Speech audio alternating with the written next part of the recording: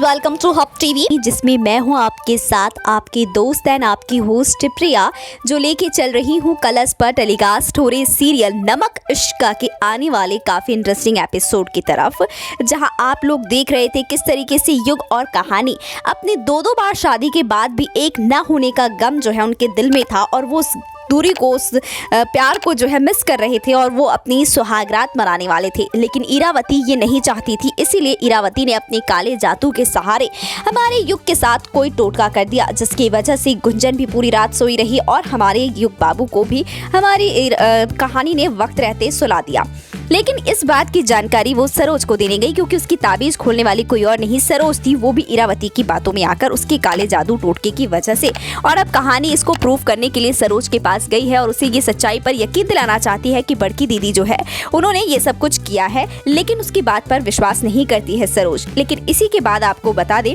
कि कहीं ना कहीं सरोज को शक जरूर हो गया है बड़की दीदी पर, लेकिन बड़की दीदी नहीं चाहती कि सरोज कभी उससे आगे बढ़े और उससे ऊंची आवाज में बात करे या उसके आगे शर्मिंदगी की तरह इरावती को रहना पड़े। इसलिए अब इरावती ने, यानी कि बड़की दीदी ने, अब सरोज को शर्मिंदगी के बोझ तले दबाने की कोशिश की और किया ये कि अपने पति यानी कि रविकांत को सीढ़ियों से धक्का देकर गिरा दिया अपनी काली शक्तियों की वजह से, और तभी कहानी ने उन्हें आकर बचा लिया। हालांकि ये घटना होते होते बच गई, क्योंकि कहानी ने ये सब कुछ ठीक कर दिया। लेकिन गुंजन को ये जरा भी अच्छा नहीं लगा जब युग ने कहानी की तारीफ की कि अच्छा हुआ कि कहानी ने सही वक्त पर आकर बचा लिया बाबा को। तो यहाँ पर कहानी से कहती हुई नजर आती है हमारी गुंजन युग से भी कि तो क्या करे, इसकी आरती उतारे। तभी हमारी जो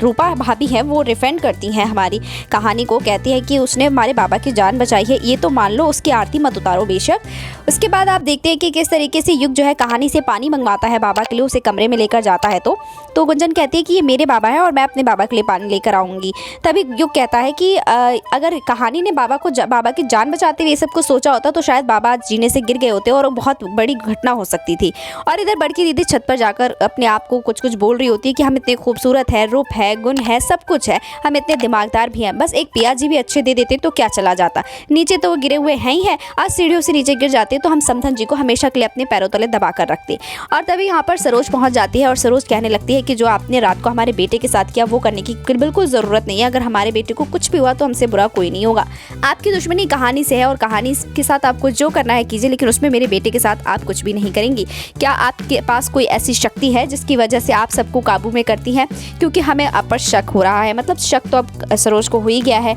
अब हमारी इरावती है जो काफ़ी परेशान है, क्योंकि अब उसे लग रहा है कि उसकी काली शक्तियों वाला जो बात है वो कहीं घर वालों के सामने ना आ जाए, क्योंकि घर वालों के सामने ये बात आई तो शायद कहानी कुछ और ही बदल सकती है। तो देखना दिलचस्प होगा कि अब जब सरोज को यकीन होने लग गया है बड़की दीदी के काले जादू टोटका वगैरह पर, तो क्या अब सरोज कुछ बड़ा एक्शन लेगी अपने बेटे को बचाने के लिए और कहानी की बात पर विश्वास कर वो कहानी का साथ देगी अपने बेटे युग को बचाने के लिए, या फिर नहीं? कमेंट सेक्शन में कमेंट करके जरूर बताइएगा।